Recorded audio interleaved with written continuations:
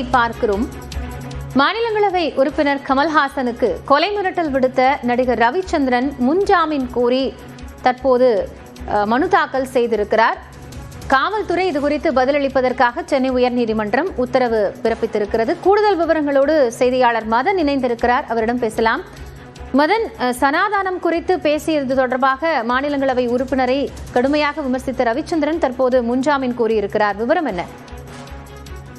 சென்னையில் அண்மையில் நடைபெற்ற அகரம் அறக்கட்டளையின் 15வது ஆண்டு நிறைவு நிகழ்ச்சியில் மக்கள் நீதி மையத்தின் தலைவரும் மாநிலங்களவை உறுப்பினருமான கமல்ஹாசன் கலந்து கொண்டு சிறப்புரையாற்றினார்.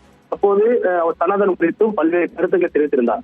கமல்ஹாசனுடைய இந்த ஒரு பேச்சிற்கு எதிர்ப்பு தெரிவித்து துணை நடிகர் ரவிச்சந்திரன் அவர் யூடியூப் வலைதளத்தில் கமல்ஹாசனின் தங்கை அறுத்து விடுவேன் என்று கொலை மிரட்டல் விடுக்கும் வகையில் பேசியிருந்தார்.